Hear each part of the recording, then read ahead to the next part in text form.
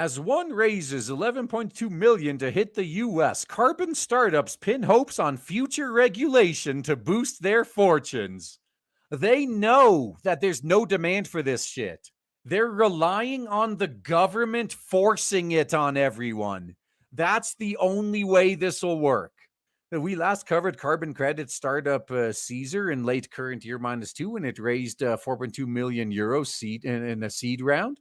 Then, as now, Caesar was part of a new wave tech-driven offsetting and removal platforms trying to bring transparency and cohesion to a sector that has been rocked by charges of greenwashing. If this is a carbon credit startup, yeah, this is a blatant scam. The only thing companies like this facilitate is a way to skim off the top when the government finally regulates some of this stuff. So whatever it's doing, its investors thinks it's onto something because it's now raised 10.3 million euros or 11.2 million Series A funding led by HV Capital, alongside existing investors. A bunch of those that we don't care about. The company plans to use the funds to launch in the U.S., hire and grow its customer base, as well as introduce further carbon financing solutions for its corporate customers. What a time to do this, too. Right as all of these companies are cutting back on their bloat, these guys show up like, hey, could we sell you on some bloat? As previously, Caesar is offering what it describes as a simpler way for both buyers and sellers of carbon credits to make decisions, utilizing over 3.5 million data points, and now its clients has clients such as Siemens and Zooplus. Except all of this will be for nothing unless the government forces carbon credits into existence. Because if that doesn't happen, this company is literally useless. Founder and CEO Magnus Druelis told me over a call that the U.S. customers really like to work with a local contact, so a customer naturally prefers to do that in their own jurisdiction. He also, that's true, by the way. That's not a dumb idea. It's just what they're selling that's pretty dumb. He also thinks the voluntary carbon market will increasingly play a big role in the U.S. Because of growing regulation and regulatory aspects. He's seen quite a bit of progress at the U.S. state level on regulation, so Caesar plans to take advantage of that. And then, just like with forcing ESG, you also got other states pushing the exact opposite, and they outnumber them. Druelis thinks that the market for VCM will rise because a lot of our customers are really moving to multi-year portfolios. If you have an ambitious net zero commitment, you need to start securing your supply for net zero now, because you don't want to be left standing having made a public commitment to net zero, but then needing to pay a tremendous amount of money in the future because there's no supply left. Or better yet, you just don't do it in the first place. You realize this whole thing has always been a scam, and you're just like, you just quietly get rid of it. Why do you think that they keep pushing the targets back? Like, oh yeah, we'll be net zero by 2040, guys, we promise. And meanwhile, they're like, come on, Orange Man, win in 2024 so we don't have to do this anymore. Like, that's what this is about. David Kuzek, general partner at HV Capital, commented in a statement that this data-centric and holistic approach sets the startup apart from others. It'll still be useless if the government actually does something right for once. However, this is not the only approach to the global carbon issue.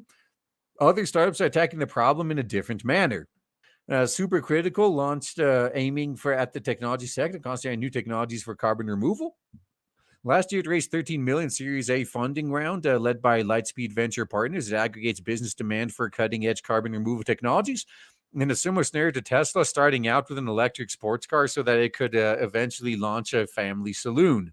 What makes this so fucking hilarious is like $13 million is not really a lot of money for what these companies want to do. They're probably going to spend $15 million a year just on salary and office. It's that bad.